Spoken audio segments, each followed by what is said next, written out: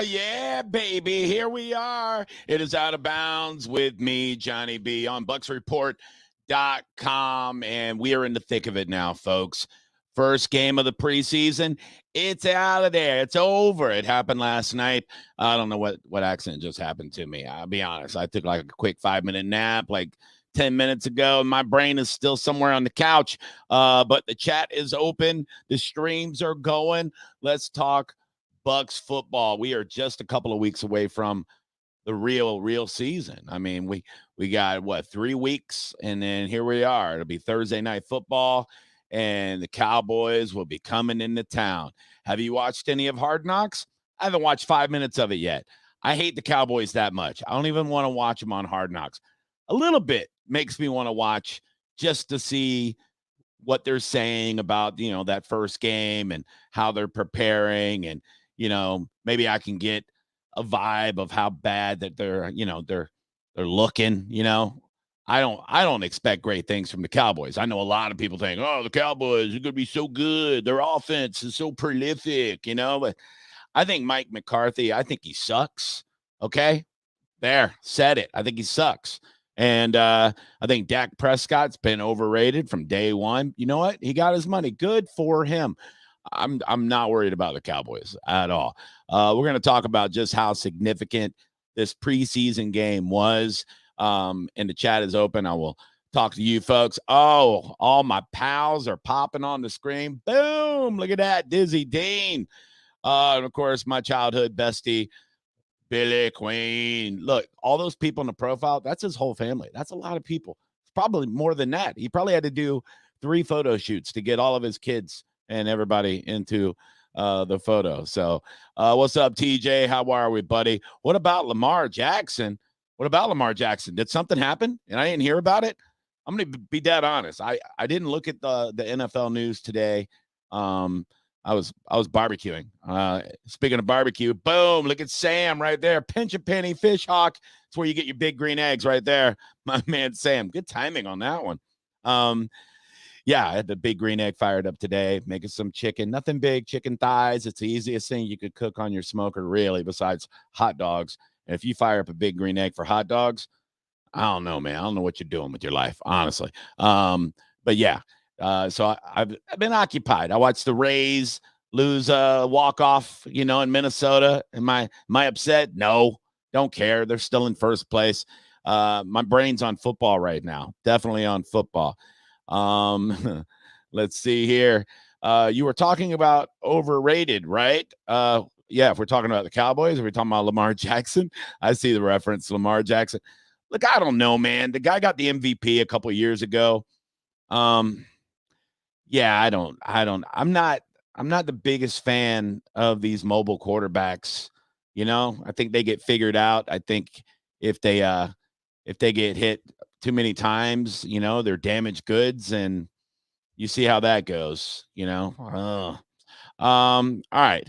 We are talking fantasy football today too. We're going to start doing a little bit of that. I want to do a little bit of fantasy football talk. I know we have shows for that on BucksReport.com that are specific for that, and they're great at that.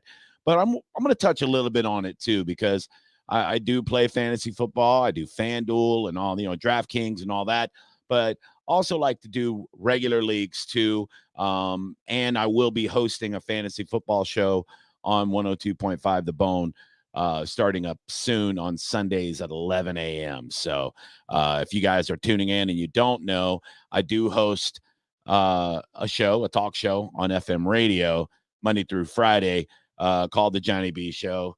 Boom, look at that. There's a plug right there, baby. 9 o'clock to midnight. But now I'm also going to be hosting 11 a.m. to 1 p.m.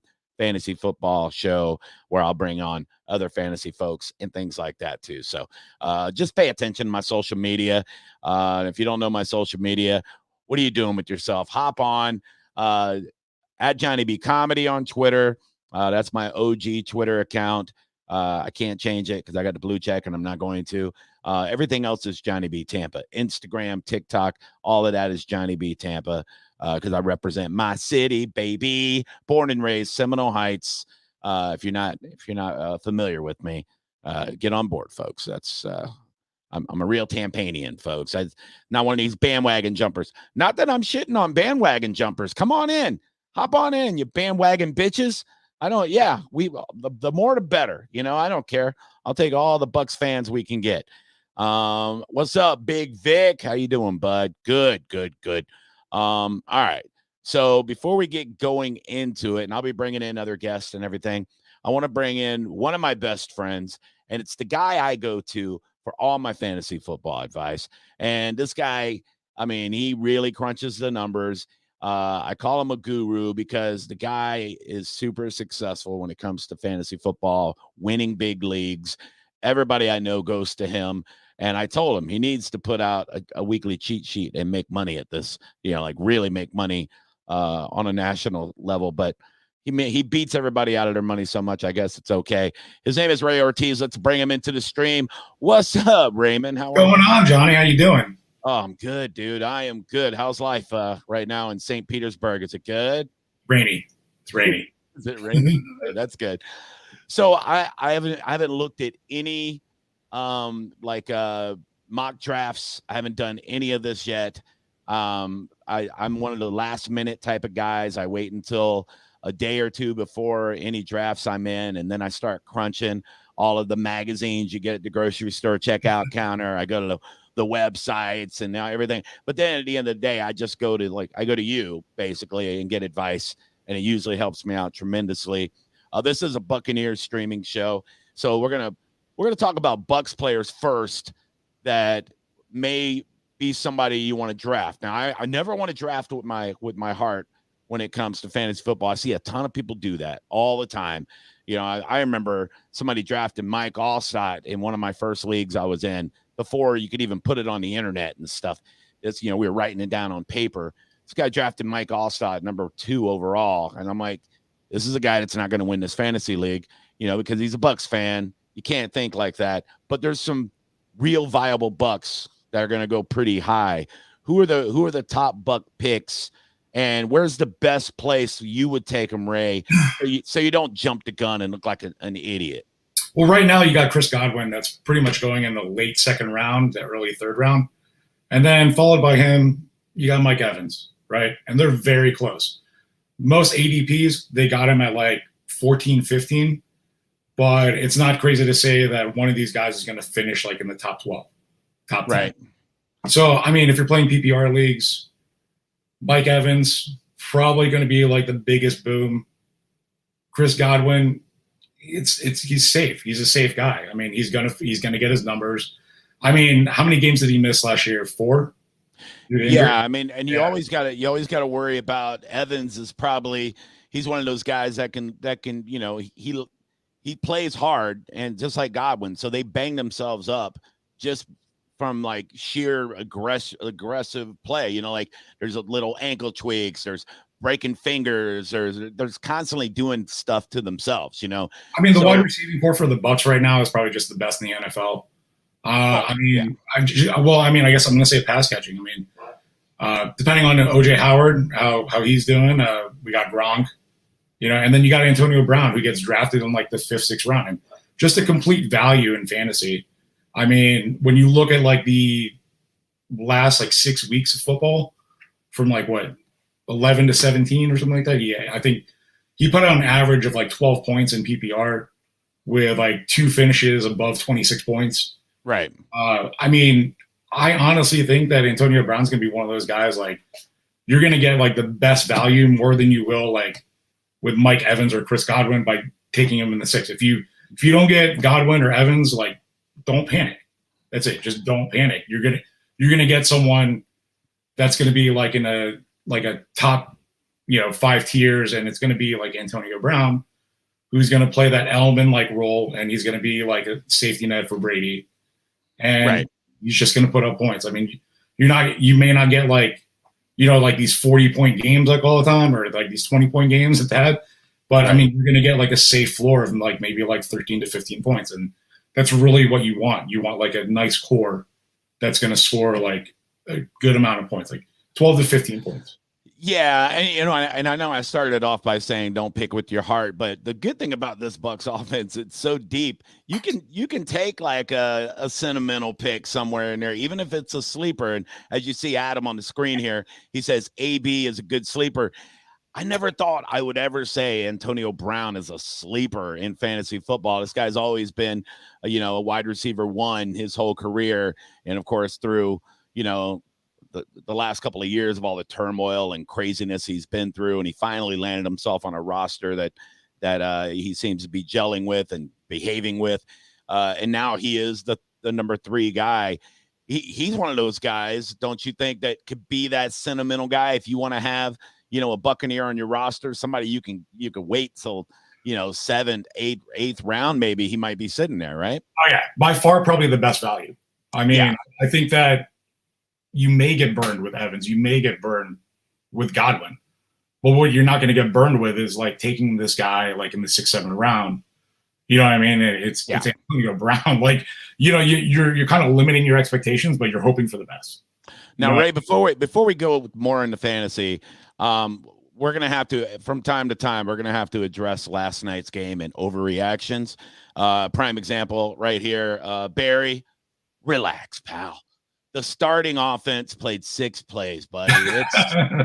It's going to be okay, buddy. Brady played 6 plays. He threw 2 passes. One of them hit Antonio Brown's in the hands, although it was a high level of difficulty type of catch. In the regular season, you're going to see a whole different Buccaneer squad, a better playbook. Last night. Was Giovanni Bernard, was he in that game at all? Yeah, as a matter of fact, I think the only first down that our starting offense got was a little dump pass to Bernard from Brady. It looked gorgeous, and it really kind of gave us a preview of what we can expect from Bernard and why we brought him into camp. So, it's going to be good. But look, before we go any further into fantasy, Ray, let's just address, this game last night. Last night's game was awesome. Do you know why last night's game was awesome? Tell me. We didn't lose any starters to some stupid ass injury. Okay. That's all I cared about with game 1 was please don't get an injury to a starter. When OJ Howard, he caught a nice pass from Gabbert, and I was like, lay down on the ground. Like if you ever play Madden and you got those pussy players that they catch the ball, and I don't even know how to do it because I'm not that good, but they got some button you hit where you'll just lay on the ground before they get tackled. Yeah. I wanted OJ Howard to do that last night because I think the guy can be all pro if he could stay healthy for even 15 of the 17 games. So last night's game, the score meant nothing. The game meant nothing. All we needed was just to let the guys get out there and hit some players in a different uniform and nobody get injured. And we did that, which is great. I think maybe a backup offensive lineman got dinged up. Don't care. I don't give a shit, honestly.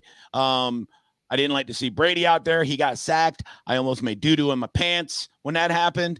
Why do they let them out? Why do they let them out like the first game, the first preseason game? Why do they just? They didn't want Brady to play. Brady said, "I'm playing," and what are you going to tell him? No, you know what I mean. So 21 seasons, you haven't had enough. Come on. He played 6 plays. Get off the field. The ground's wet. I didn't like it at all. But as far as like the defense, I saw somebody on Twitter last night say, "Oh, the defense is getting shredded." They are not even blitzing, dude. Like they're not. You think Todd Bowles is putting his playbook out there for you? No. It's the most vanilla, basic bitch football you're going to see. Like I said, it was just to get them acclimated to hitting people in another uniform. We don't need preseason. Last year, we didn't have preseason. We won the Super Bowl. And we thought, I know we talked about this last year. We thought that the level of play for the first couple of weeks, in that COVID season was going to be sloppy as hell, but it didn't really take away from the quality of the football. I don't think too much. So no, people don't freak out. over last night's game. Yeah, did we lose on paper? Sure. And I tweeted this out. If it was a regular season game, we beat the Bengals 62-0 without even trying. So what was it, 3 seasons ago? Remember when Cleveland was like 4-0 in preseason? Everyone that was the best thing ever. I believe, if I'm not mistaken, this is from memory only, but I believe the year Tom Brady and the Patriots went undefeated in the regular season, I'm pretty sure they were 0-4 in the preseason that year. I might be wrong. I think I'm right on that one. It doesn't matter. It doesn't matter. I think within the next 2 seasons, it's gonna be down to maybe 2 preseason games, and then eventually it's gonna be just scrimmages and maybe one preseason game. You know how they do in high school football? They do a jamboree. You play one half against one team and one half against the other. It's garbage. Like, I saw a bunch of friends going to the game last night. The only way I go to a preseason game is if you put me in a suite and give me free drinks and food, because that is a shit show, and I am not paying full price to go to a preseason game ever. So it's just stupid. You know, it'd be like going to watch a movie, and they go, we're going to give you 10 minutes of the movie, and then we're going to show you a bunch of BS after that. But it's the same ticket price. Like, no, I'll just wait. I'll wait until the real movie comes out. So, all right, back to fantasy football, Ray. Thank you for letting me get on a little tangent there. Nice. So we talked about Antonio Brown being a sleeper. Obviously, your wide receivers are going to be the number one and number 2 off the board. And I feel like, and from what I've seen, Godwin and Evans are almost the same pick. I mean, you're looking at about maybe 8 to 12 touchdowns probably for either one of them. It could go either way. So is it really just what you want to do at that point? Like, if Godwin's still there and Evans is still there, it's really a pick 'em, right? Yeah, I mean, it is, but in some ways it's not crazy to take both of these guys. You know what I mean? To take Godwin as a wide receiver 3, wide receiver 2, and then flex out like Mike Evans. Okay. I mean, they're both gonna score probably every game. They're gonna get their work in, and people say that's kind of like a stupid strategy, but when you look at like the points overall, I mean, what you're trying to do is you're trying to get like the highest amount of points, like average. You know what I mean, in fantasy football. I mean, these guys are gonna score. They're gonna put it on. This is a throw first team. You know what I mean? This is a throw first team, no matter what. So I mean, all of these guys are gonna get work. Well, I'm glad you said throw first, because that brings me to my next question. Do we even look at the running backs for this team, for the Bucs, if you want to draft? I mean, it comes down to who's going to be getting the carries. It's going to be probably 50-50, maybe. And then you got to think Bernard's going to be getting some of the third downs. Vaughn's probably going to squeak in there on some plays. Do you even mess with Rojo or Fournette at this point? And by the way, guys, don't freak out about last night either. I saw people, preseason Lenny sucks balls. It doesn't matter. So what do you do with the running backs here? Do you look at them at all?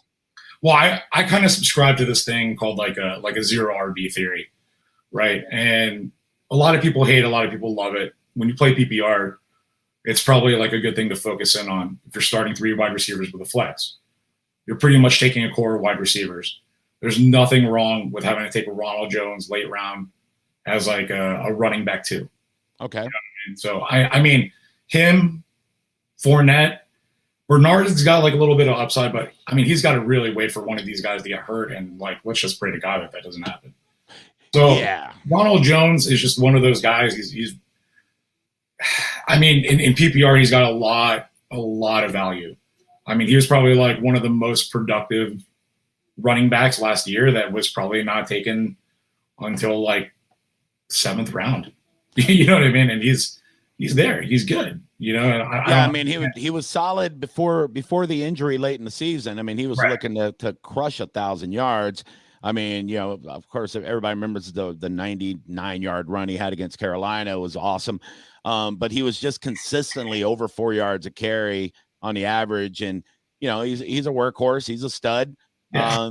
But Fournette is too, just very touchdown dependent. I mean, you got to remember that this guy has to break for like 15 yards and score for you to get like any type of points, even in a standard league too. I mean, it's tough. I mean, this guy's like primarily a third down back, and you got Ron getting all the work. I mean, you kind of, it's to be determined what Giovanni Bernard is going to play in like this offense. So it's really hard to kind of like set with a Bucs running back. But to be honest with you, I could live with just taking these guys as an RB2, Fournette or Ronald Jones. I mean, it's kind of a stretch, but if you fill out your roster correctly and you're drafting these high value wide receivers first and maybe like a tier 3 running back, you know what I mean? Like maybe take a flyer on like an Etienne or, you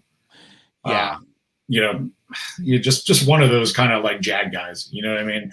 My problem with drafting a Buccaneer running back is two things. Normally they're only going to score from, 15, 20 yards out. If they score running, it's going to be on a breakout. Like you even said it, the Bucs are pass first, and in the red zone, they're pass first.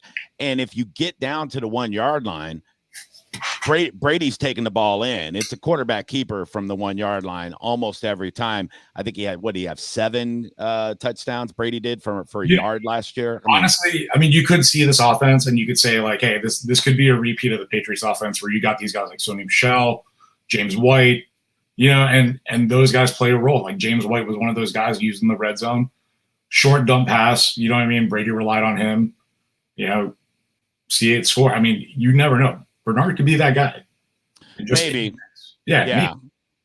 Shout out Will Durant, huge Johnny B fan. That's how you get a shout out right there, kid. Way to go. Appreciate it. Now Brady, let's get to the quarterback. All right. Let's get to the GOAT himself.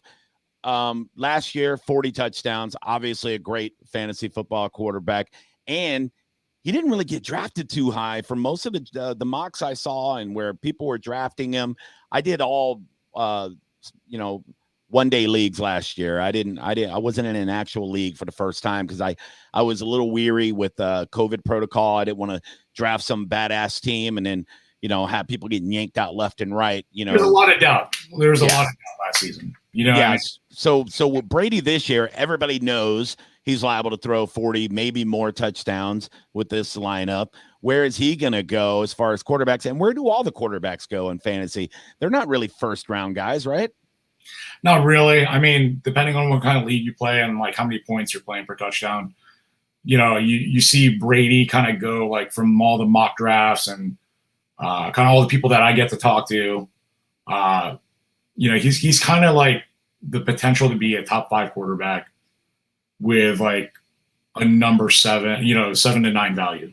Right. He's one of those guys. I guess I couldn't put him in there with like Russell Wilson and Mahomes and Aaron Rodgers and even Josh Allen. You know what I mean? But if you had a choice, between Justin Herbert and him, he's probably going before Herbert. He's got a lot of value. It's just realistically, how does this whole team play out? Like what is this offense going to look like?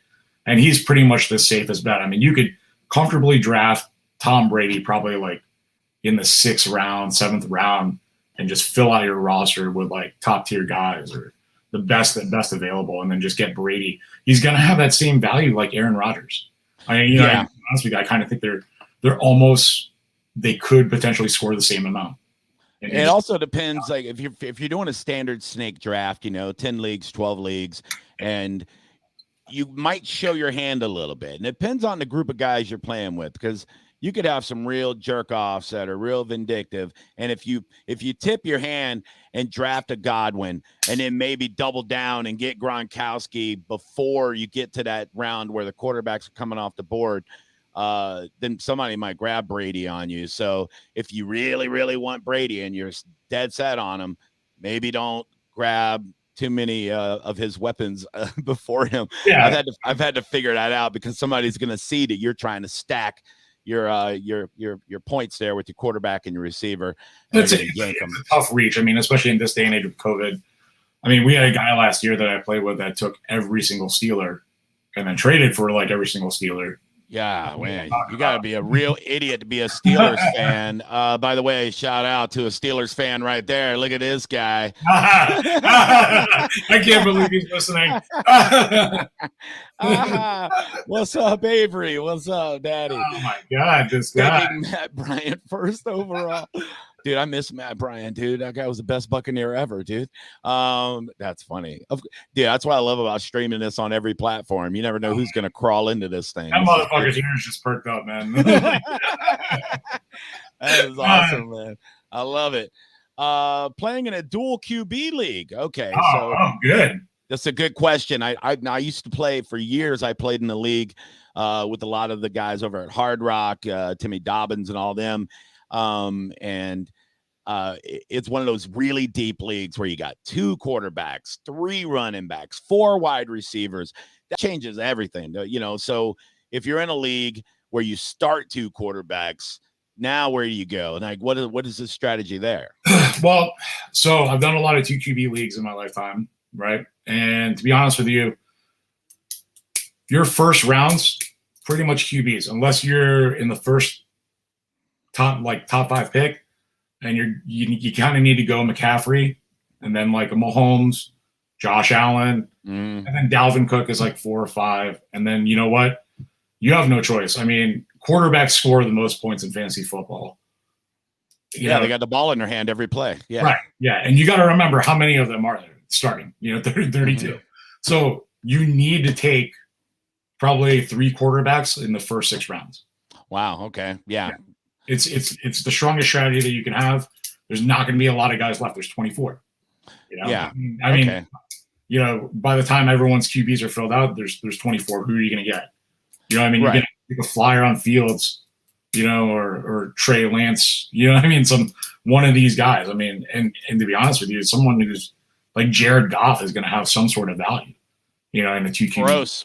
It's disgusting. It's disgusting. I mean, by the way, guys, in the chat, if you have a question for Ray when it comes to fantasy football, this guy knows more than anybody I know personally. So shoot him over there. And then, if you got anything that, that you're wondering, we don't know how the leagues that you're in, how they're working, then send them out there on the chat.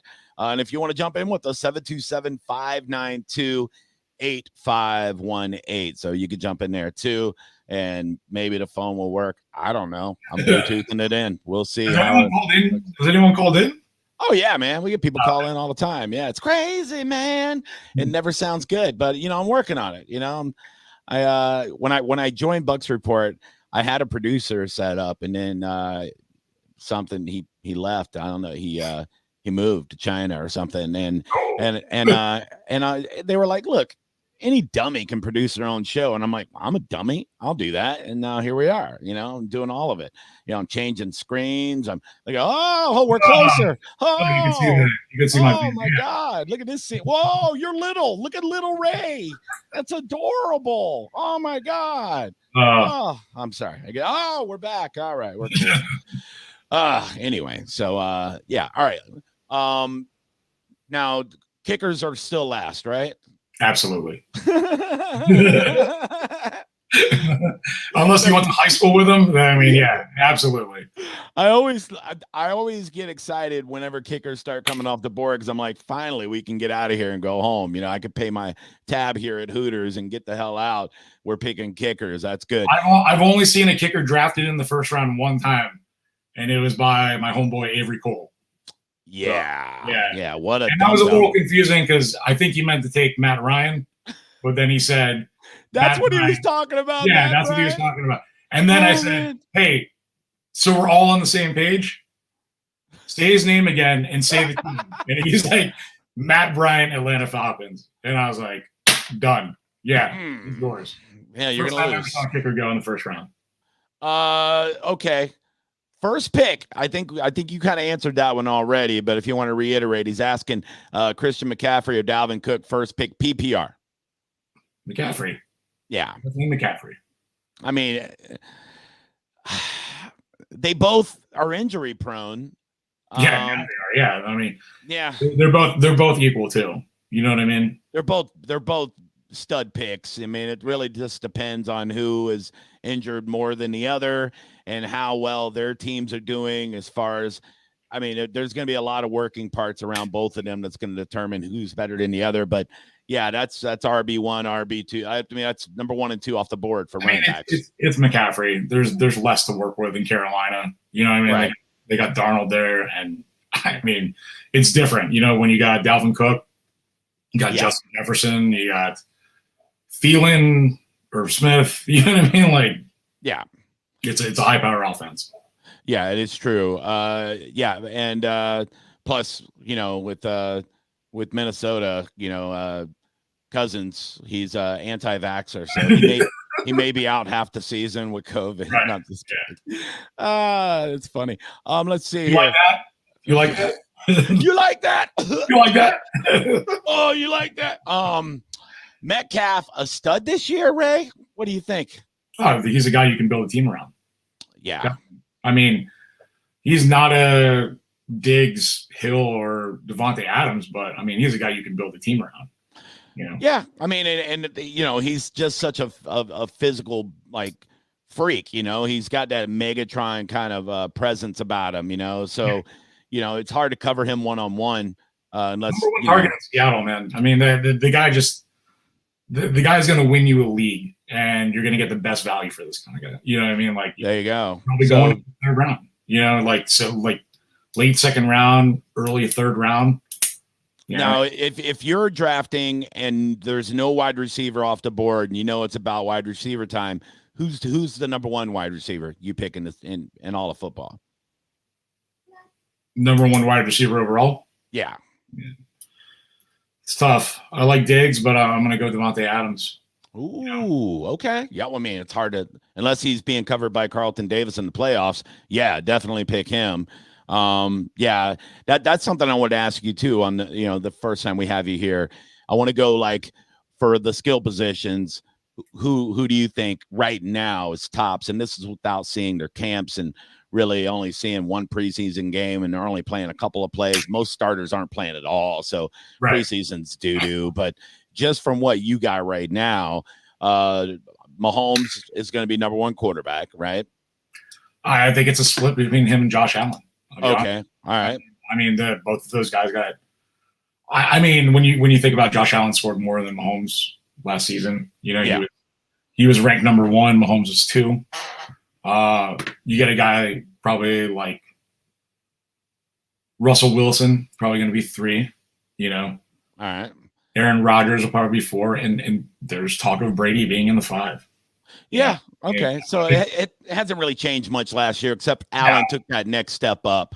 And I think, you know, his contract he just signed kind of shows. I mean, I hate to kind of disregard like Lamar Jackson, Kyler Murray, but sometimes I just don't get a good feeling about it. You know what I mean? Like and I'm sure everyone's probably like, you're wrong. And Kyler Murray's the shit. I you know what I mean? I like guys who are a little more prudent than seeing like a small sample size. And Lamar Jackson's sample like last year was dog shit. Yeah, I was going to ask you about the Cardinals too with fantasy, because I had a weird feeling about that when they signed AJ Green. He looks healthy. You know, the guys, you know, the guy, you know, what did the guy make 7 Pro Bowl teams, you know, right out the gate. He's been all pro. But does it take away from AJ Green putting him on that roster? I mean, now they got a pretty stud receiving core. Now they got to do, you know, a lot like the Bucs. They got to spread the love around somewhere. You know, is that a good thing for AJ Green? Because I thought he'd be better off with Burrows, but I don't know. A lot of people are freaking out. I see it a lot of the fantasy sites that I'm seeing. People are kind of going gaga about Kyler Murray to AJ Green. Is there anything there? Let's say he does play, right? I mean, I don't see him having like this gigantic role. It's all going to go to D-Hop anyway. Yeah, that's what I'm thinking. That are more proven, like Christian Kirk. I mean, he's injured right now.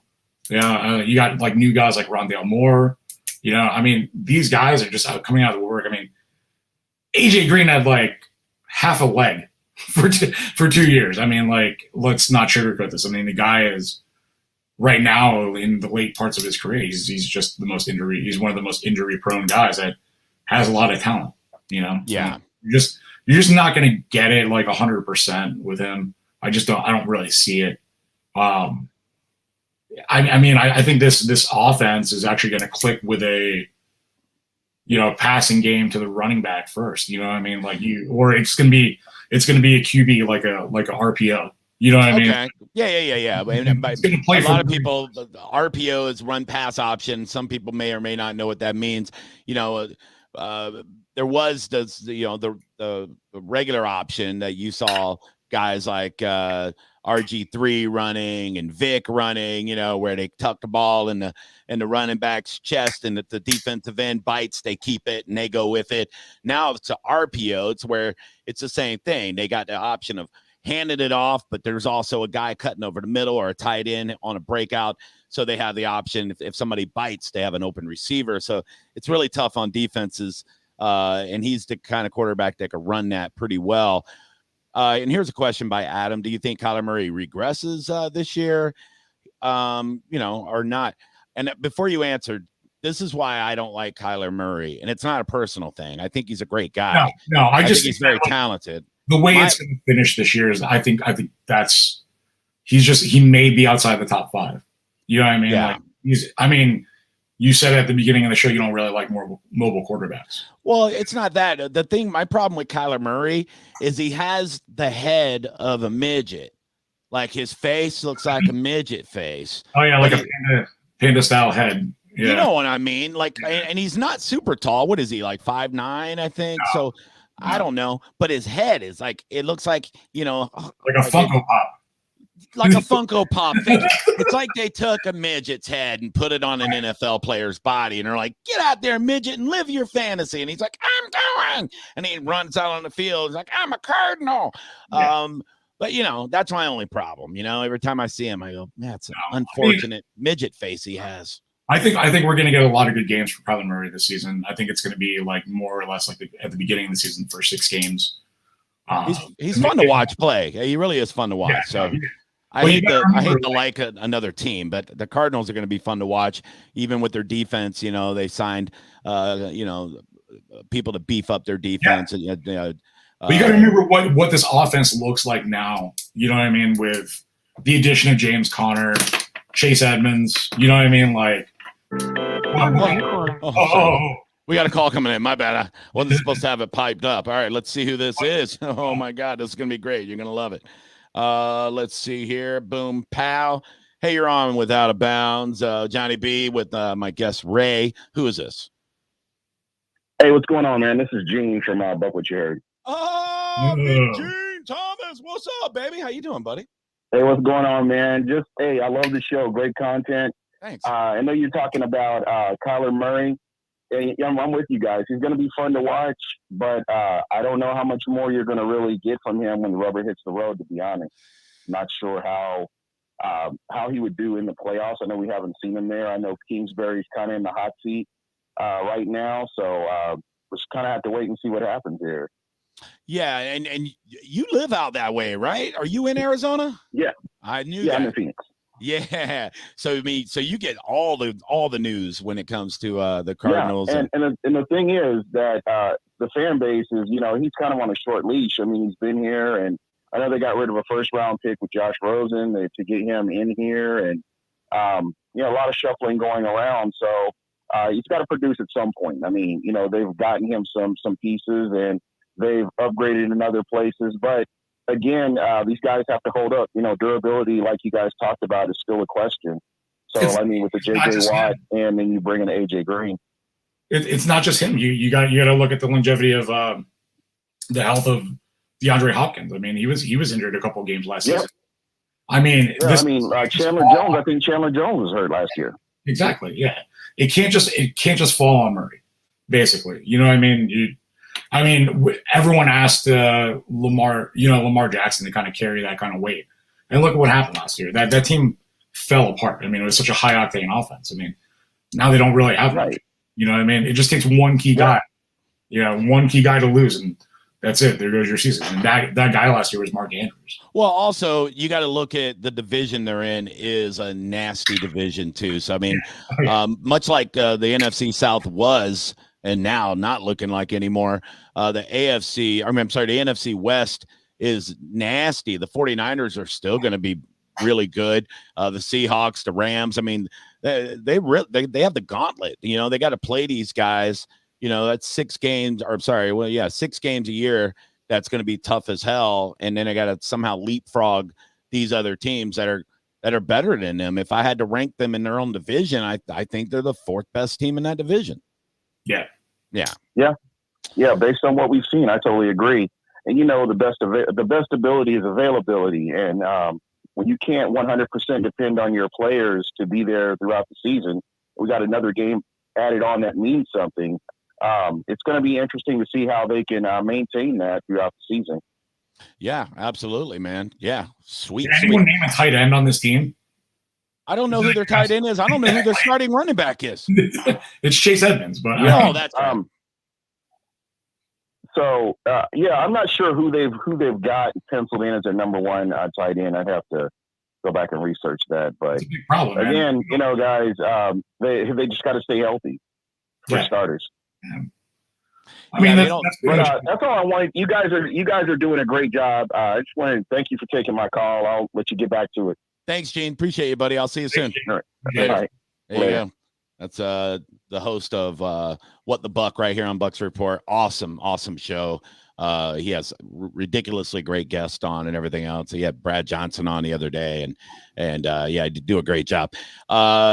James Conner, I don't like James Conner at all this year because of the running back they took from Alabama in Pittsburgh. Or no, James Conner's in Arizona now, isn't he? Yeah. Well, son of a bitch. That really puts a monkey wrench in there.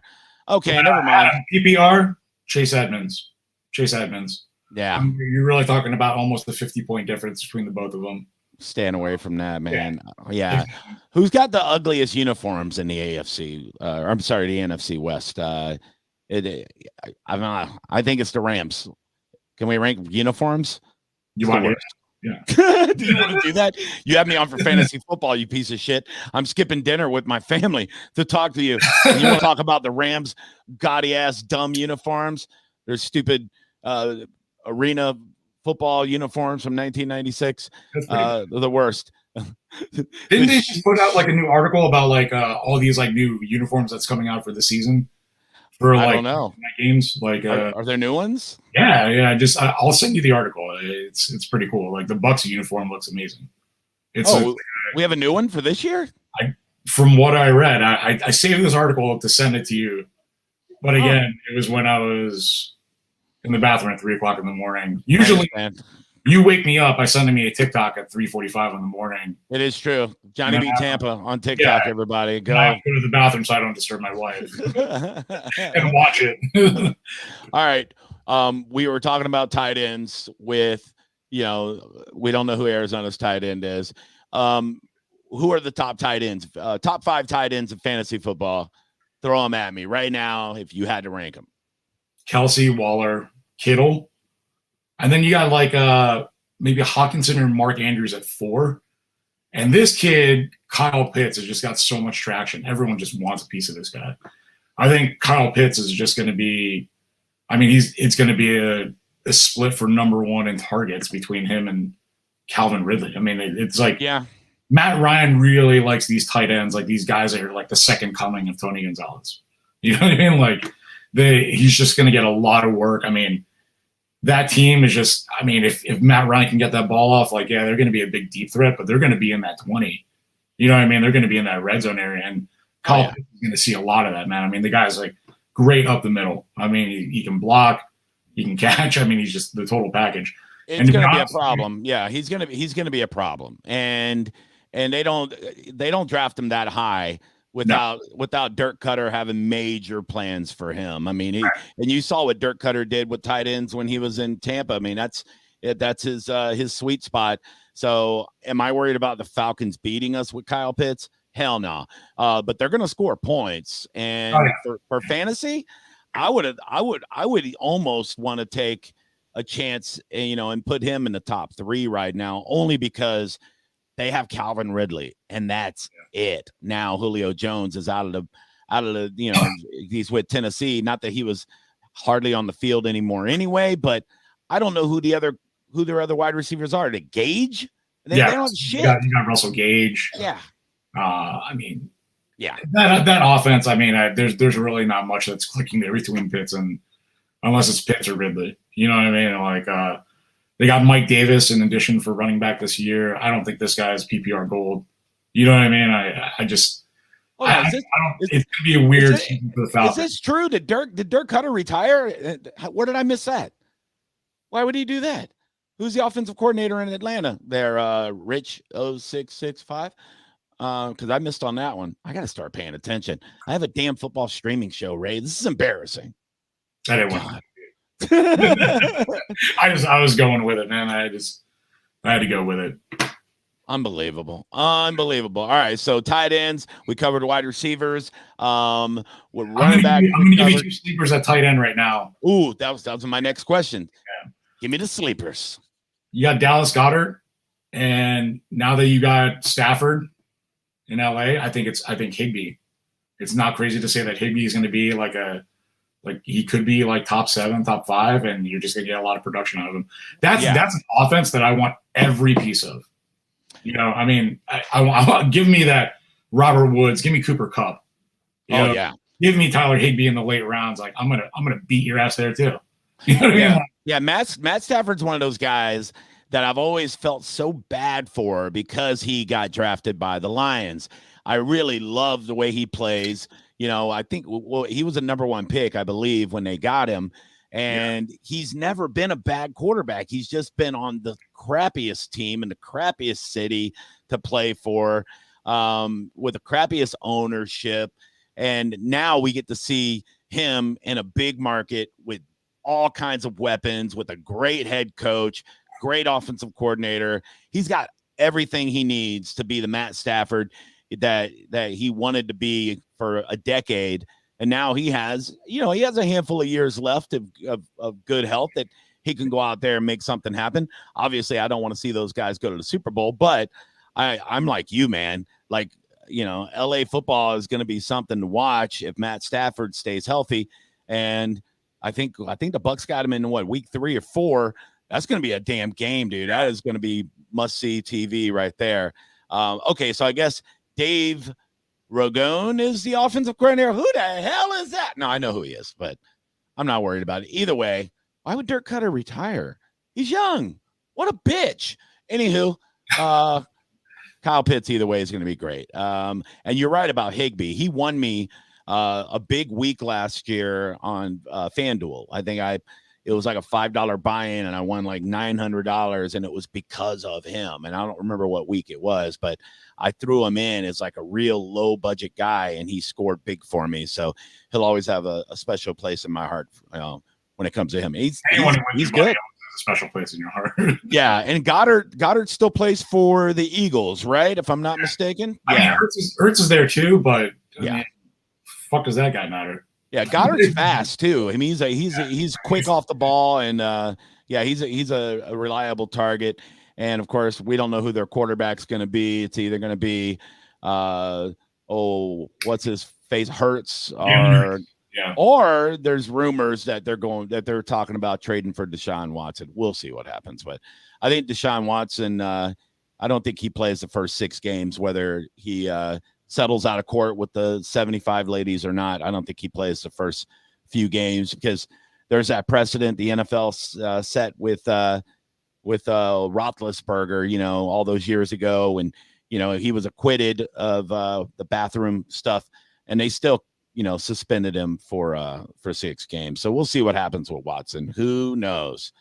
All right, Rich, I have to address something. Your name is a proper noun, and has a lowercase r, and you're starting your sentences off with lowercases, and you're not capitalizing Raheem Morris's name, Rich. Radio Raheem. Radio Raheem. I love Raheem. I love Raheem Morris, man. I really do. I think he got thrown into head coaching a little early with the Bucs. I mean, he was like 32 years old. He was going out and drinking with players that were older than him. So I think he's a lot better now, and I'd like to see him get a head coaching job one day. One more try for Raheem Morris. I like this bathroom bin, baby. Yeah. In the bathroom. Oh, man. I know somebody that went to college with Ben Roethlisberger. And, okay. All right. And they said he was a real jerk off. And my response was, he's a college quarterback. They're all jerk offs. I promise you. Think about it. Just like Tim Tebow. claiming he was a virgin while he was at UF. Shut up. No chance. I don't care if Jesus himself came down and like sat next to him and says, "Don't do it, Timmy. Don't do it." He'd be like, "But Jesus, I'm the quarterback of the Gators." Oh, man, you know, our boy Steve Pedersen used to say that all the time. Yeah. No shot, man. I guarantee you, Tim Tebow was slaying. He was slaying, and he's like, "Don't you say anything to anybody. You hear me? Don't you say a word." Jesus is watching us. Yeah. So, all right. Well, Ray, thanks, man. I appreciate you. And I like to be able to bring you on, you know, when I can to talk fantasy football, even if it's for a few minutes. Because like I said, you're the guy I go to. You're the guy everybody I know goes to. You've won more money in fantasy football than I can ever imagine. And you're one of my best buds. So it's nice to have you on here, man. This is awesome. Thanks. Normally we're just talking shit about people and sending each other TikToks. This is way better. Yeah. It is. Damn it, with your lower cases, Rich 0665. Stop trolling me, bro. All right. Well, thanks, Ray. I appreciate you, buddy. All right, man. It's good talking Talk to you soon. I'll send you a TikTok in a few minutes. All right, bye-bye. There you go. That's my guy, Ray Ortiz. He's the man when it comes to fantasy football. He really, he's like Rain Man good when it comes to crunching the numbers for fantasy. He's very, very good at it. So let me fix my screen here. Put a better overlay for your asses. Oh, pal. There you go. The phone number's up. 727-592-8518. Also, you can jump into the stream if you want to. Let me put the link into the comments. I'm the pal, bitch. Best producer I have on BucksReport.com. All right, so let's talk about the game last night. We'll get back to that. All right, I said it at the beginning. You know, basically, don't freak out. This was a scrimmage that meant nothing. You're talking vanilla playbooks. Like they're not showing any plays. That's the Bengals or the Bucks. It's just generic.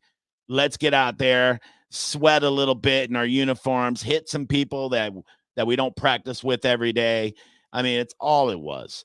So don't freak out. I saw people freaking out over the turnovers. Oh my God, so many turnovers. Good. You know what? And if Brady played a full half and he threw 3 interceptions, good. Because that's when you want to mess up. You want to get the kinks out in the preseason. You don't want to go out there and look like Super Bowl champs in the preseason. For what? So you go into game 1 against the Cowboys complacent because you think your shit don't stink? No. Screw up now. I love it. I was watching those rookies running around, doing their thing. And by the way, RIP to Kinley. He got cut today. I saw that earlier. Jenna Lane reported it from ESPN. And the Bucks also released it. They cut 3 people today. Wide receiver Pearson, Kinley. If you don't remember who Kinley was, he was the guy that made national news because we signed him as a free agent. He's a Navy guy, and he didn't get clearance from his colonel. And then finally, right before training camp, they gave him like a special clearance so he could come and try to make an NFL roster. I said on this streaming show that he wasn't going to make the team anyway. And I felt like an asshole for saying it, but I'm just being real, man. All right. This is a deep roster. It's an NFL roster, a Super Bowl champion roster, an undrafted free agent from Navy. Not going to make the team, man. Sorry. That's just it. I'm sorry. I don't even remember a Navy player that was on an NFL team after Roger Staubach. Am I wrong? I'm probably wrong, but you know what I mean. Good try, Kinley. You played your ass off last night. He made some tackles and stuff. He did all right. Was there anybody to you guys that looked really good that you were surprised by that maybe from their performance last night might crack a roster spot? And before you say the guy that had the pick 6 in the 4th quarter, don't do that. He's not making the team. Okay. He's not. I don't remember his name. What was his name? Smith, Joe, something. I don't know. It was a nice pick 6 that he did against a guy that's not going to make the team for the Bengals either. It was like an Uber driver picked off a UPS driver. That's what happened there. Nothing to get excited about. I know I sound like a dick. These are human beings with feelings. I get it. But I don't feel sorry for them. You know, I have a nighttime radio show. I'm basically the backup player on FM radio. I had the perfect comparison last night. Like, if radio personalities on 102.5 The Bone were tight ends, I'm Tanner Hudson. That's who I am. I'm good. I do a good job. You know, I can catch the ball, but Mike Calta in the morning, that's Rob Gronkowski. You know what I mean? Drew Garabo is Cameron Brate. You know, Roger and JP, that's OJ Howard. Not that they're injured all the time, but you know what I mean. I'm Tanner Hudson. I'm okay with being Tanner Hudson. Grant Stewart can't cover the cost of a McDouble. God bless Grant Stewart. All right. And if you guys are rooting for him because of his hair, then go follow a goddamn a beauty salon. Don't follow a football team, okay? All right? And yeah, am I hating because I'm bald? You're damn right I am, okay? I still don't like Troy Polamalu because of that. But the point is, don't root for him because he looks good. And I root for him a little bit because he does come out of there with a lot of passion. He's a fiery kid. You root for people like that. But unless he does some real big shit on special teams in the next 2 preseason games, it's not happening, bud. Practice squad, maybe, if you're lucky. But yeah, I am your Tanner Hudson. Thanks, Joe. I appreciate it. I love Tanner Hudson, man. He's one of those guys that he shines. You know what I mean? Like, he's one of those preseason All-Americans, and you see that with the Bucs. You know, we've always had those guys that shine in the preseason when they get an opportunity. But Tanner Hudson does it when you put him in a regular season game. Once in a while, they'll throw him in there. They'll trickle him in there. And he's good. I think Tanner Hudson could start on another team. I really do. I mean, he's not a big guy, so he's not in there to block. He's not going to block. I think he weighs, 240? But he is a good receiving tight end. He runs good routes. And he plays his ass off. I like him. I like him a lot. Grant Stewart, it's Team Barbizon, baby. Look at Joe dropping dimes right there. I like it. I like it a lot. Okay, so back to the game last night. I graded success if you just tuned in because we didn't have any major injuries. Unless I missed something, I haven't seen an injury report. I know normally those drop on Tuesdays during the season. I don't know about preseason, but I didn't see anything last night that concerned me as far as anybody important being injured. I think the worst players on the field last night were the referees. I hope they work out whatever they're doing before the regular season. I thought Joe Tryon started off the first. I don't know about you guys, but I was laser focused on Tryon as soon as he hit the field. I didn't watch anybody else on the field. I was locked in on number 9. I wanted to see what he was going to do. In the first 3 plays, I don't know if he had to shake off the nerves or what, but he got handled pretty easily the first 3 plays by a second string tackle. And I think a tight end clipped him on one. And I was like, all right. I even tweeted it out. I go, he got owned the first 3. He got worked the first 3 plays, but it's early. Let's see what he does. And he kind of got his feet under him. And he had, to me, the hit of the night, besides the lady that got hit out of bounds by the backup running back for the Bengals in the third quarter. She got laid the hell out. But besides her, he had the hit of the night. And it was a legal hit. It was a good hit. It was a great sack and a penalty. And I really don't like the direction the NFL is going with this, okay? Now, if you purposely dive at somebody with your helmet and you missile into them, and that's a penalty, sure. But he got 15 yards for hurting this guy's feelings. That's what he got 15 yards for. All I could think was the referees were like, damn, this guy's mama was watching the game and Joe Tryon just ripped his soul out of him. We got to throw a penalty. This guy, this is the culture we live in now. You can't just go around hurting people's feelings. That's 15, baby. 15. So I really hope that the officials can get together with the competition committee and really work this out, man. If it's not like an intentional, blatant hit, then you got to let him play football. That sack by Tryon was great. And then there was some phantom calls. I saw a couple of pass interference calls and stuff that were completely phantom. It just didn't make any sense. So work that shit out, referees, because right now it is incumbent upon you, referees, to be as transparent and as accurate as you've ever been, because the NFL is now partnered in with gambling sites. So when you pull some shady, weird looking stuff, there's motive there. It's right in our face. So don't do this in the regular season. Don't call penalties that look jacked up in the regular season, because people are going to lose their shit, because we got to worry if that was a DraftKings call or not. So hopefully they will work that out too. Man, Joe is on fire. Look at this. I'm pretty sure Peyton Manning's head weighs 20 pounds. Probably more. That's a big forehead. It really is. Yeah.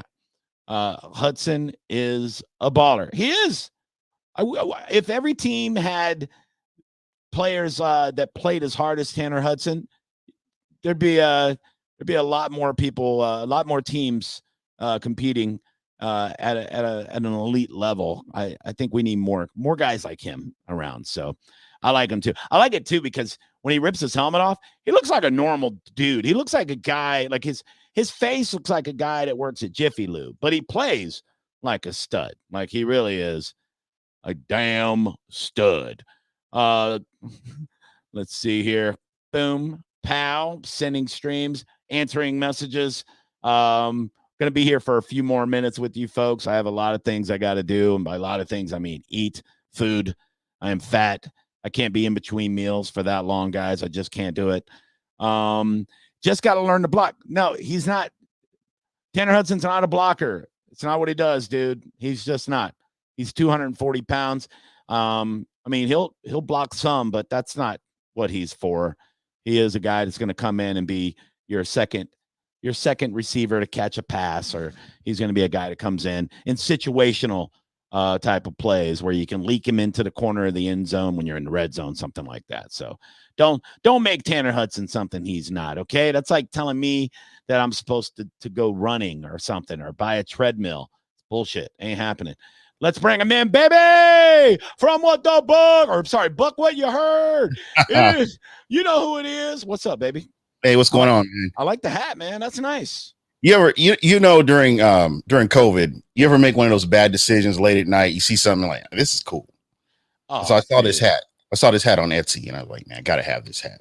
Oh man, I gotta stay off of Etsy. Etsy is like I don't know. It's like Amazon for crafts. Like it's bad news. I gotta stay off Amazon too. Yeah, I buy stuff when I'm drunk or half asleep. And then all of a sudden there's something at my door in 3 days. I'm like, oh, look at that. Like, that happened to me. I got a Tiger Woods Funko Pop doll. I'm like, how the hell did I get that? Huh? And then it was like a couple hours later, I was like, oh yeah, I did order that. It just blurrily, I remember it, but just barely. But I want to jump in here. Want to welcome you to Overreaction Sunday, which is what we will call this. And I would really hope that the NFL stops calling this preseason and starts calling this evaluation before the season, which kind of makes a little bit more sense. And you can take the expectations away. I heard somebody already say that the Bucks are trash because they lost to the Bengals. Yeah. Yeah, it's so stupid. I mean, the score means nothing in preseason football. And as we talked about this earlier, in the show, preseason football last year proved just how unimportant it is. Like nobody had a preseason. They were predicting all these catastrophic injuries were going to happen in the first 3 weeks. It didn't happen.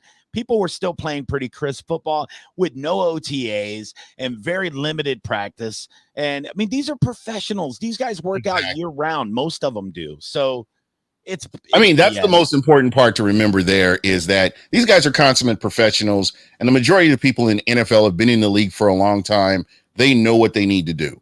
They know what they need to do to condition. They know what they need to do to get ready. You may have some outliers where people are on new teams, but still they're professionals. They played football. Fundamentally, it's the same. It's just learning the language of whatever team you're on. Yeah, the level is so high with all professional sports now. It's not like back in the 70s and the 80s even when players would, be burning heaters, smoking cigarettes when they're not playing, and getting out and doing all the crazy. You look at the guys that played back in the old days, you see these John Riggins. John Riggins was drunk. He was drunk when I think he ran for 100-something yards in a Super Bowl or something. Yeah. Well, you look at the guys that were playing when they were 40 years old, right? Like Y.A. Tittle. You see that old picture of Y.A. Tittle on his knees and he's bleeding, and it was one of those iconic photos. He played for the Giants, and he looked 77 years old in that photo. And I go, my God, how old was Y.A. Tittle? He was 33 in that photo. It's like, son of a bitch. Tom Brady looks like he just walked off a college campus, and the guy's 44 years old.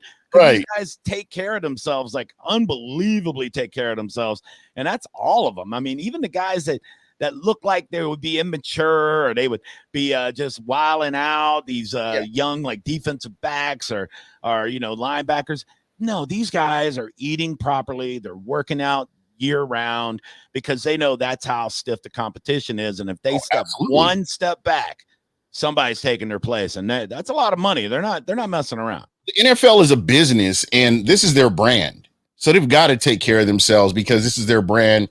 This is what they're selling. They may be selling this to another team on down the road. They may be playing for this team, but they're selling themselves on down the road. So, of course, they're going to do the best they can to stay in shape and do what they need to do. Yeah, here's a good example here. Michael Irvin. Yeah, dude, Lawrence Taylor was playing high on crack. He changed the way, not only the way offenses had to scheme, but he also changed the way drug dealers in New York sold drugs. The guy was groundbreaking. So, LT, man, just. Jeez, you look at the Dallas Cowboys as a whole. I mean, that was the running joke. What do you call the Cowboys in a huddle? A parole violation. Right. Yeah. So it's different now. It's different now. Because you could go out and run somebody off the road and then come back and just be there in time to play the game. Nothing happens, slap on the wrist. But now it's a lot more serious, it's a lot more stringent, and you have to be above board all the way across. Because TMZ or somebody's going to get it on video. Whatever. That's what I was about to say. There's nowhere to hide now. There's a camera everywhere. It doesn't matter. And I'm not talking about cell phones. I'm talking about Ring door cams. Yeah. Cams on every street corner, dash cams, Cam Newton. I mean, there's cams everywhere. Jordan, they're everywhere. So if you mess up now, somebody's gonna see it. I mean, all the time. I don't even think offensive stuff sometimes when I'm around people because I'm afraid there's a cam that's gonna look inside my ear and they're gonna look what Johnny said about that guy in his head, and I'm canceled. So, exactly. You're going. Well, hopefully, and I didn't mean anything by the whole Cowboys thing. I did, but. For the record, I didn't. I hate the Cowboys. Yeah, no, that's I'm tired of them being called America's team. Okay, what is the statute of limitations on that moniker when you haven't won a playoff game in 25 years? Like 1995 should be the statute. Get out of here. Yeah, nobody cares about you anymore. America's team. Gene, I want to talk about. I've been seeing a little scuttlebucks coming out of New Orleans now. I saw a couple of write-ups, and I don't know how reputable they are, but are they penciling Jameson as number 2 right now? Is that what they're saying? Have you seen that? It could very well be. Listen, I'm going to tell you this.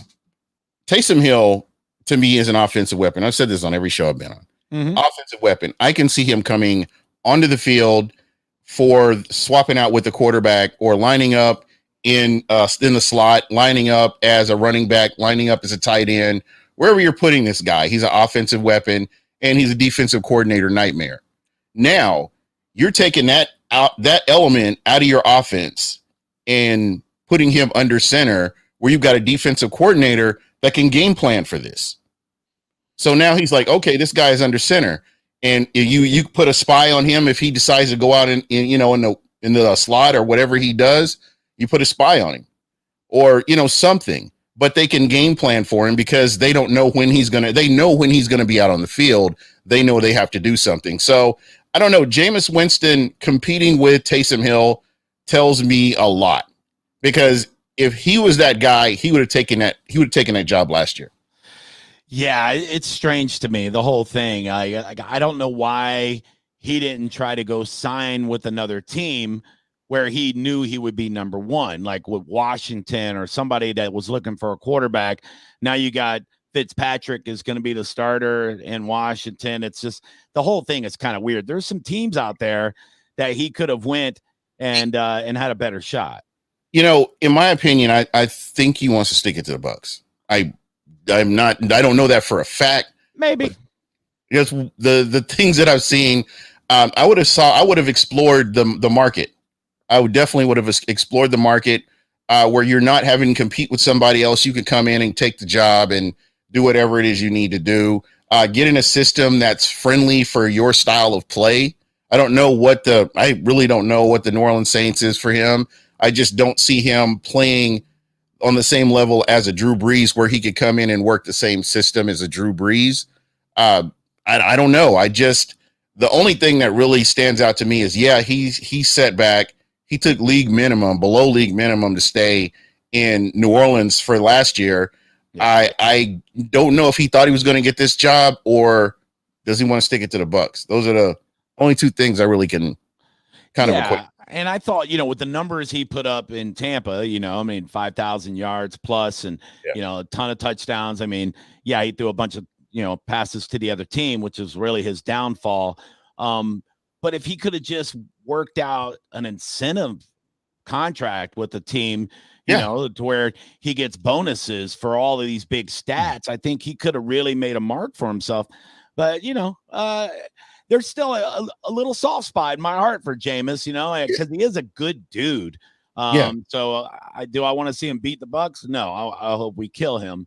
But I don't want to see the guy go out and just take these crappy contracts. And I'd like to see him get with a good offensive coordinator and maybe somebody that can, eliminate the mistakes. And maybe Sean Payton's the guy, but that team right now, that team is really they're in a downward spiral. I don't know if you watched any of that game yesterday, but I couldn't tell you who came out better when you watch it. And hopefully if they swap it and they have Jameis with the ones and Taysom with the twos, nobody's reached out and said, this is my job, I'm taking this job. And I don't know if you remember, Taysom Hill was on the same team with Teddy Bridgewater. And when Breeze went down, you knew Bridgewater was that guy. Right. There was no doubt in anybody's mind. If Breeze went down, Taysom Hill was not going under center. It was going to be Teddy Bridgewater. And Teddy Bridgewater would rotate in with Taysom Hill, and that worked for the time that Drew Brees was out.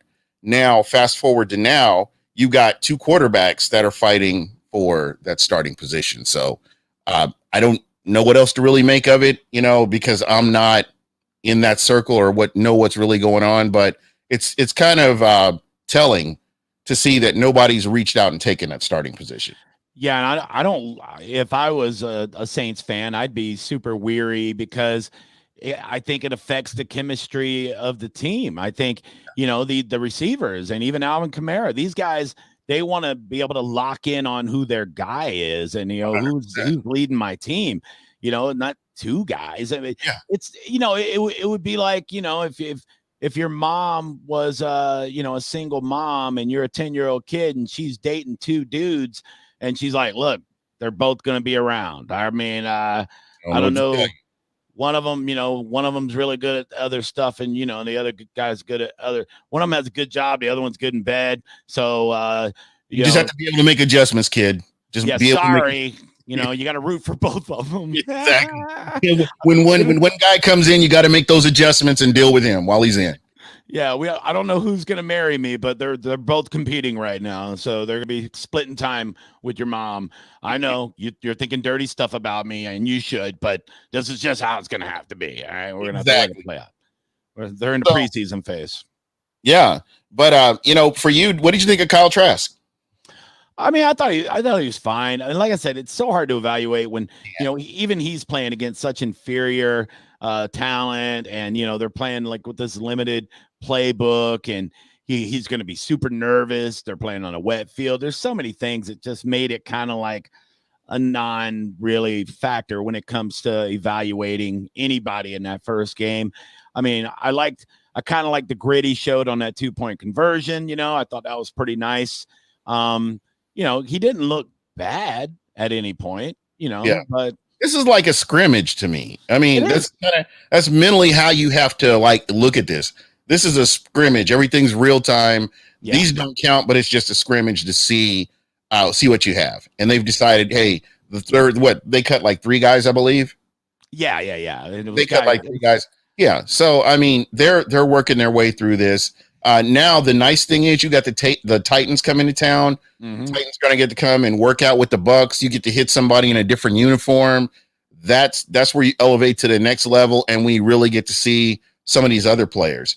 Keyshawn Vaughn, I am so looking forward to seeing more of him. I'm glad that we do have camp where we can see him and see what he's capable of doing. Mm-hmm. I really believe that COVID kind of hurt his growth last year. Yeah, and Keyshawn Vaughn's going to be one of these guys, not this season, but next season, if he's ready.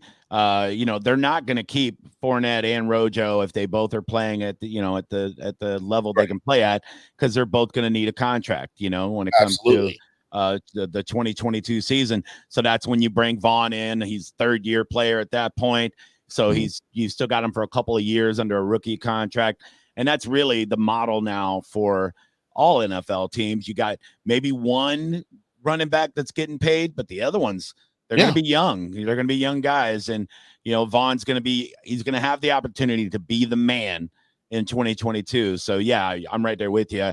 I look for him to get more carries. They're going to start feeding him a little bit more. I think he averaged 4.2 yards a carry with the limited carries he had last year as a rookie. So, I mean, yeah, feed him the rock, see what he can do. I like it. Yep. Tyler Johnson is another one. We're going to I think the Bucs are going to need to lean on him next year, especially with free agency and how all these contracts are going to play out. He's going to get a significant amount of playing time. I have no doubt of that. And so he's going to really have to step up this year and show what he can do. Yeah. Anytime anybody questions how good Tyler Johnson could be, or if you think maybe he's not cutting the mustard, just go to YouTube and look up Tyler Johnson, Minnesota highlights, and you'll go, holy shit, that guy needs to be on the team. And he was a rookie last year. So, and that goes back to what I was saying. He didn't get the exposure that I feel like he could have gotten. It would have really helped his cause, especially last year. Yeah, so. I mean, I was at that Outback game when he just took over the entire game. He had 2 touchdowns and was an unbelievable stud that game. Could not stop him. Yeah, and I remember saying, man, I hope that guy gets drafted by the Bucs. Ta-da! Here he is. He's a Buc. So, yeah, he's great. I mean, we're beating a dead horse if we brag about how deep this wide receiver room is for the Bucs. I mean, everybody knows. So, it's who's the odd man out? Is it, I think a lot of people are thinking it's going to be Justin Watson. I mean, I've always liked him for his special teams play, but we'll see what happens there. Special teams is a dime a dozen, man. I mean, you can get special teams players in. Yeah. He's a guy that as far as the play goes on the field when it's crunch time, he just has been hit and miss. He hasn't been consistent enough to put himself, in that top 4 wide receiver conversation. It's just too many people. I mean, Scotty Miller was playing in the third quarter of a preseason game. I'm like, what is Scotty Miller doing out there? Because I look at Scotty Miller as a starter. Like, I don't even look at him as a backup player. He makes big plays and big moments, so it's like, it's just strange to me, but that's what you have with this kind of depth, though. The great players are going to be sitting around waiting to play. Absolutely. Yeah, I definitely cannot wait for the season to start. I'm glad we're here. But again, overreaction Sunday. Everybody likes what their team did or don't. They've pretty much written off their team at this point. So it's going to be fun. Folks, sit back and enjoy the ride. We're in a very special place. The Buccaneers have never been in this situation where you win a Super Bowl and you have everybody coming back. Everybody's under contract. You've got nice depth in certain places. We just need to see these guys get together and put it all together and get ready for the regular season. I really want the secondary to start off faster than what we saw last year. Yeah, absolutely. And I think they will. And the linebackers they're right where they need to be. They're going to be flying around the ball. Yeah, it's disgusting. I don't know, in the last 20 years, if I've ever seen a player with the ability to strip the ball and ability to go after the ball the way Lavonte David does. It's what he's always done. He's always done that. And he showed it last night in a preseason game. And even like Rondé Barber and and Chris Myers, they were like, wait a minute, did he get that ball? And they're like, yeah, he got the ball. Like, that's what he does. He's a Lavonte David. He's a ball hawk. He goes in and he strips it out, right when we really need him to. I remember that first year Dirk Cutter was the coach, and we were playing out, and it was San Diego at the time against the Chargers. Right. And the Bucs were kind of fledgling, and Jameis was having an iffy game.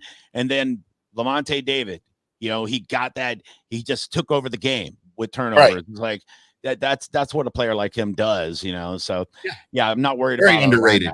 Yeah, I'm not worried about that at all. As far as even the depth now with Joe Tryon, at that outside linebacker spot. I mean, we used to worry, like, what happens if JPP goes down? What happens if Shaq Barrett goes down? Who's going to step up? Cam Gill, Now we got Joe Tryon there. So, and, again, I think that people need to keep in mind he's a rookie. This is the first game in the regular season. I mean, in an NFL season at all. Yeah. I think he will catch up with the speed of the game. I think with the level of talent around him, I think he'll be just fine. Yeah. Did you see he I guess after the game, he was talking about the penalty he got for the sack, which was BS. But he said he came to the sideline, and Sue gave him some advice, and I thought it was pretty funny. Sue told him, next time you're in that situation, just shove him to the ground. And I'm like, of course, Sue, because you're a gigantic man, and that's what you do to quarterbacks. I mean, he did that to Aaron Rodgers last year in that game where we stomped him in the beginning of the season, where he just ran back there and just shoved him to the ground like a guy taking your lunch money in like fifth grade. It was too. Yeah. And the look on Aaron Rodgers' face looked like the kid that got his lunch money taken.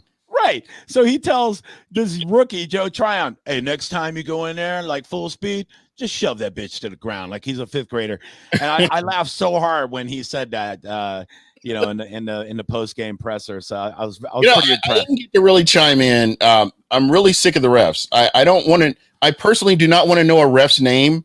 Mm-hmm. If I can memorize your name or I can see your face on the screen, you're doing too much. Yeah, you're involved too much in the game. You're affecting the direction of the game too much.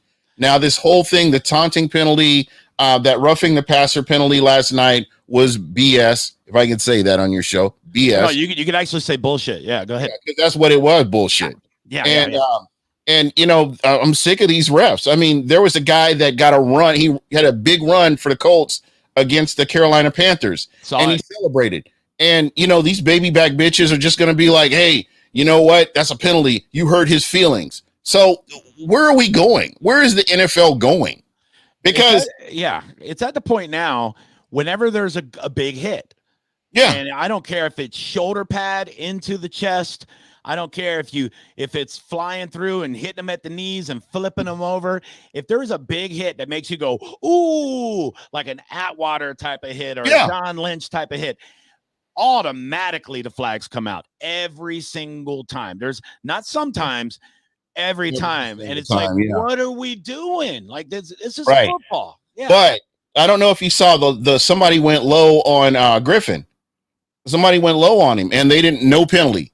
Yeah. So there's got to be some consistency. To your point, with gambling coming into the NFL, they need transparency. And I know people are going to laugh at me, but I don't know if you watch the XFL. Oh, I love it. And how their officiating was. They had transparency from top to bottom with their officiating. I mean, you could hear them talking to the people in New York or wherever, and they were giving you a definition of this is why this occurred. They even fired somebody for getting a call wrong. Yeah, and they also had the Sky Judge or whatever that was Right. live. So he was up in the booth, and you would hear his communication with the guys on the field. Perfect. It's the equivalent of like, yeah. What is wrong with implementing something like that in the NFL? You know how much it would just add so much to the league, and you would be able to say, you know what, they called a fair game. Mm-hmm. You would not have any controversy. There would be no doubt in anybody's mind. This is why we call this and this and this. Right. Well, the only reason why they wouldn't do that is because they're not completely honest, and there is a level of shadiness when it comes to professional 100%. sports. And so 100%. it's like asking how come the politicians don't tell us everything. Gee, I wonder why. Yeah. It's almost like we're getting bent over every 4 or 5 seconds, maybe. I don't know. Look, all we can do is hope for the closest thing to fair football that we could possibly get, because I think even they know that if it gets out of control, if it looks like that game last night that we watched with the Bucks, people are going to flip out. They're going to start yanking their DraftKings accounts, and it's going to cost them money in the long run if they're not more transparent. We saw what happened with the NBA and their refs getting busted 15, 20 years ago, and that really to that point right there, that tells me that has been going on. That is not an outlier. There is no way that's an outlier. That has been going on, but some dumbass just was irresponsible and got caught. That's what it comes down to. And they should have dug deeper into that to try to figure out what's going on, but I don't think they want to. No, they don't want to, open up that Pandora's box. They wanted to make it look like an isolated incident, like, oh, that guy, what a piece of shit. You believe that guy? Hey, you're out of here, buddy. Hurry up and get out of here, buddy. Shut your mouth. All right. Yeah. They don't want us knowing. They don't want us knowing what's going on. Not at all. But that would be so good if we could just hear what they're saying in the booth. Yeah, I mean, it would be nice. I mean, because it would be that, because I know what goes on in the booth. They're like, hey, so what are you doing after the game? You want to go hit this bar up? And just go ahead and tell them it's a first down. It would be nice. It would be nice, like, they're over there making a call next to the cheerleaders, like, damn, look at her, son. They'd be like, was he out of bounds? Like, I don't know. Look at this. Look at him. Exactly. Exactly. So, but something needs to change. It really does. I know Goodell's on his way out. I don't think he'll be around. I think he'll be gone before the next CBA. So, they've got to restore faith with the fans, because fans from all teams can tell you, they've watched refs get away with this, and refs, there's no penalty against the refs for making a bad call. Yeah, that's the thing too. There needs to be more accountability. Well, I mean, I know that they rate them or something like that, but I mean, there should be more accountability. They should be able to be suspended, like NFL players get suspended. They should be able to get their paychecks docked the way NFL players get their paychecks docked. They have the ability to affect the income of a player, but if they blatantly miss calls and consistently miss calls, then there's no repercussion. I don't like that at all. Exactly. And that's the problem. They get to walk away. Oh yeah, it was an accident. I'm sorry. I'll do better next time. No, that's not a good enough answer. We need to fix this. Yeah, absolutely. Okay. I'm off my soapbox. I like it a lot. Well, thanks, dude. I appreciate it, G, man. I look forward to popping on with you guys. Yeah, man. When are you going to be on Bucks Report next, when people can come watch it? Wednesday at 7 p.m. Eastern. We will be covering the Carolina Panthers, finishing up our NFC South series. So we're going to have a couple of content creators from the Carolina Panthers, Carolina Cat Chronicles. And we're going to talk about the Panthers. We've talked about the Falcons. We've talked about the Saints. I had somebody from the Bills Mafia on last week, and that was awesome because he was totally drunk. And, what better way to give your analysis of your team than when you're hammered. But I love it. Fun show. Be sure to check it out. Buck What You Heard, the most unprofessional show on Bucks Report. Don't forget that. Oh, for sure. They've had me on. So, yeah, absolutely. And don't forget, it's Buck What You Heard. Oh, well, look who got it. Brought to you by Smack Apparel. So go out and get yourself some nice gear. They're always dropping stuff too, man. They got good Tampa Bay Lightning stuff and everything. Oh, absolutely. Yeah, they got good. And I'm so happy you got it, man. You won that fair and square. I did, and I wore it to a gig, a stand-up gig I did. And ironically, one of the guys that works for the local sports station here, my buddy Pat Donovan, works over at DAE. He's dabbling in stand-up comedy. So he popped in and did a guest set. So like the entire station showed up, including Ian Beckles and these guys. And here I am wearing my Smack Apparel shirt, representing, on stage that night. And I just thought it was kind of cool. It was like, it was a very Buck-centric comedy show that night. So gotta really love it. Yeah, I've had Pat Donovan on a few times. He's awesome. Yeah, he's a good guy. Yeah. Hanging out with peasants like myself. Me too. Yeah, I feel you, buddy. Well, Gene, thanks, buddy. I appreciate it, man. Hey, thanks for having me on. Appreciate you, man. All right, pal. I'll see you soon. There you go. All right. That's the man right there, everybody. Make sure that you're following Buck What You Heard. They do a great show right here on Buck's Report. And he's knowledgeable and very, very great guy. So that was fun, man. I'm glad he popped on with me. That was pretty damn nice. With that, folks, I'm in between meals. I gotta go. Not sure where I'm gonna land on the schedule when the season starts. Got to try to squeeze me into this lineup between all of my other stuff that I got going on. Don't forget, Monday through Friday, 102.5 The Bone. I do FM radio. It's a talk show, not music. And I talk about everything from the news to sports to whatever I want to talk about. I do meltdowns where I rant about things that piss me off, and everything else. So check it out. If you're around the area, you can play it on your regular radio. If not, you can download the Bone app and listen that way. Stand-up comedy, baby. That's my first love, and it's what I've always done.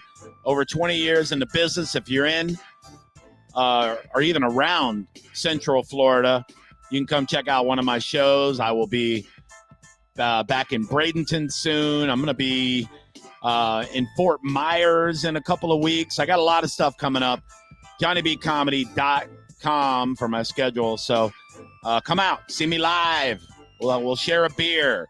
I'll hug you and give you the Delta variant. I'm kidding. I wouldn't do that to you. I have antibodies, and I'm probably going to have to get the vaccination. So, you know how it is. Follow all the social media. Once again, guys, Johnny B. Tampa on all the platforms except Twitter is Johnny B. Comedy. I do appreciate you guys. Thanks, Bucks Report, for having me with this wacky show. We will see you next time. Hit me up on social media. Come on, hang out. All righty. I'm going to go now. I got a bunch of barbecue chicken I made, and there's nobody here but me. I'm going to eat it all. I'm fat. All righty. Bye-bye, B-holes. Seriously, I'm leaving. I'm going to go.